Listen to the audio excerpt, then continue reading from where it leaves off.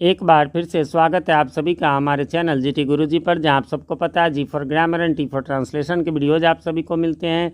मैं हूं आपका होस्ट, आपका दोस्त, आपका इंग्लिश गुरु प्रभात कुमार सिंह। और आज मैं आप सबके लिए लेकर आया हूं ऑक्सफोर्ड करेंट इंग्लिश ट्रांसलेशन के एक्सरसाइज 176 को, और ये ट्रांसलेट इनटू इंग्लिश है। और ये जो है ये एक्सरसाइज आपको मेनली जो है वो फ्यूचर परफेक्ट कंटिन्यूअस टेंस का है। फ्यूचर परफेक्ट कंटिन्यूअस टेंस का है ना। तो इसमें जो है इसके स्ट्रक्चर की हम लोग चर्चा कर लेते हैं, यानी इसके वाक्य की बनावट इंग्लिश में कैसे होती है। तो सबसे पहले होता है सब्जेक्ट, यानी ही शी राम जो भी है वो सब्जेक्ट। फिर जो है इसमें शैल या विल है ना, शैल या फिर विल। और उसके बाद सभी में इसमें जो है वो हैव लगेगा, और सभी में आपको बीन भी लगेगा। और इसके बाद जो है वो सब में वर्ब का चौथा रूप यानी आईएनजी रूप लगेगा। इसके बाद आगे कुछ भी होगा।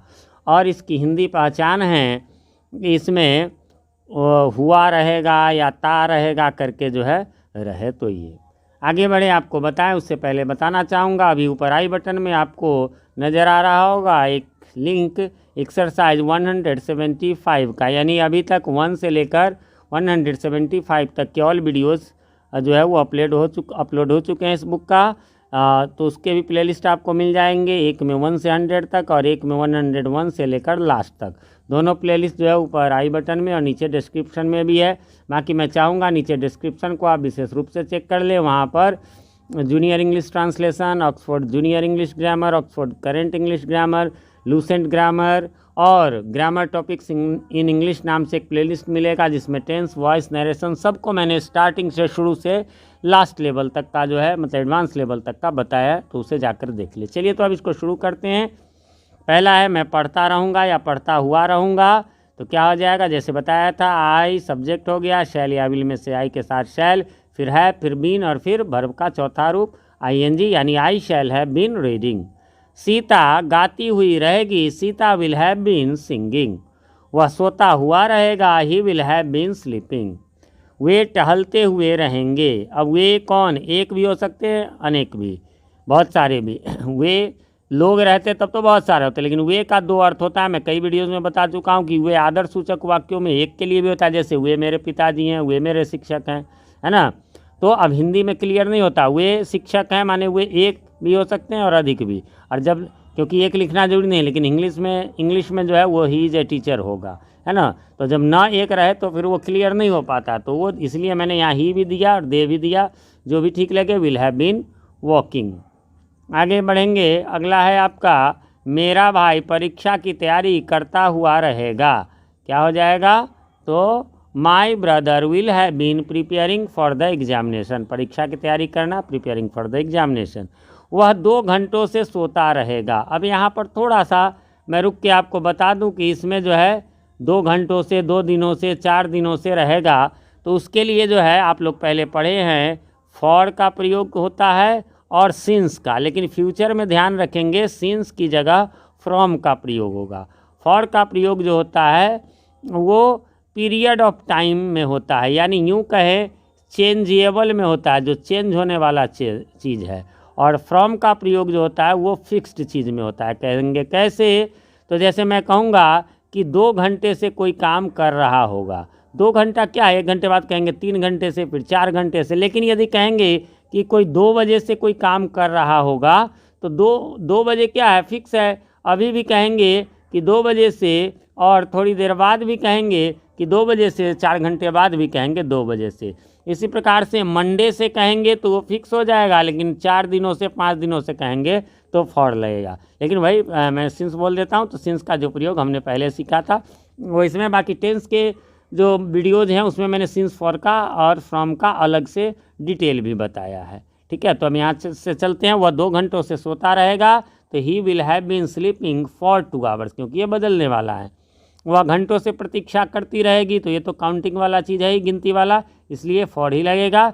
She will have been waiting for hours. मैं 1 घंटे से तैरता रहूँगा। I shall have been swimming for an hour, है ना, 1 घंटा। अब यहाँ आ गया, हम 2025 ईस्वी से देश की सेवा करते रहेंगे। तो 2025 क्या है, फिक्स है, तो क्या आ जाएगा, we shall have been serving the country from 2025, है ना, तो इसमें फ्रॉम लग गया, ये फिक्स्ड है। और 2025 को 2025 नहीं पढ़ेंगे बल्कि 2025 पढ़ेंगे। जैसे ऐसे लोगों को लगता है कि नहीं ये तो अजीब लग रहा है, नहीं, अब देश कब आज़ाद हुआ, 1947 में, इंग्लिश में कैसे कहते हैं 1947, तो कहेंगे सर 2005 को क्या कहेंगे 25, नहीं, इसीलिए यहाँ 2005 लगता था, यानी 2009 तक जो है हम लोग लगाते थे, नहीं लगाएंगे तो 25 कहेंगे तो गड़बड़ा ही जाएगा, तो 25 हो जाएगा। ठीक है, अगला है, सीता आगामी सोमवार से प्रतीक्षा करती रहेगी। Sita will have been waiting from Monday next या नेक्स्ट मंडे, वह 2 दिनों से बहस करता रहेगा। He will have been arguing for, या डिस्कसिंग भी हो सकता है, फॉर 2 डेज, है ना। कुत्ते रात भर भूखते रहेंगे। The dogs will have been barking, रात भर के लिए हो जाएगा for the whole night, for लग के द होल नाइट। लड़के घंटों से हो हल्ला करते रहेंगे। The boys will have been making a noise for hours, घंटों ये तो गिनती वाला है तो होगा ही, और मेकिंग ए नॉइज का की जगह प्लूरल में मेकिंग और ए ना लगा के नॉइजेस भी हम लोग लिख सकते हैं।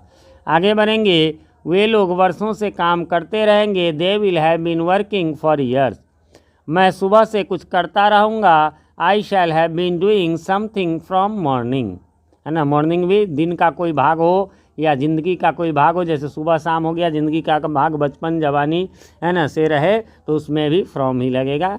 ठीक है, फ्यूचर में, और बाकी प्रेजेंट पास्ट में सिंस लगेगा। वे लोग 9 बजे से परीक्षा भवन में बैठे रहेंगे। They will have been sitting in the examination hall from 9 o'clock, ये भी फिक्स्ड है। तुम कुछ दिनों से कुछ करते रहोगे। You will have been doing something for some days, है ना, कुछ दिनों से तो फॉर सम डेज। तो फ्रेंड्स, इस प्रकार से यहाँ पर समाप्त हो गया। उम्मीद करता हूँ आपने मिला लिया होगा, आपको कन्फ्यूज़न नहीं होगी। फिर भी कोई कन्फ्यूज़न हो तो कमेंट करें, मैं रिप्लाई ज़रूर देता हूँ, थोड़ी देर से ही सही। और कमेंट में पूछना हो तो क्वेश्चन लिख दे, तो उससे आसानी होगी रिप्लाई करने में। साथ ही कमेंट करके हमें ये भी बताएं हमारे वीडियोज़ आप सभी को कैसे लगते हैं। और एक रिक्वेस्ट है, चैनल पे नए हैं या चैनल को सब्सक्राइब नहीं किया तो प्लीज़ इसे सब्सक्राइब कर लें और नोटिफिकेशन बेल में ऑल को प्रेस कर दें, जिससे कि हमारे आने वाले वीडियो सबसे पहले आप तक पहुंच सके और पहले के वीडियोज़ आपको ढूंढने में आसानी हो। वीडियो पसंद आए तो लाइक करें, और जब पसंद आ जाए तो दोस्तों के साथ शेयर भी कर दें। मिलते हैं अगले वीडियो में, तब तक के लिए हैव अ नाइस डे।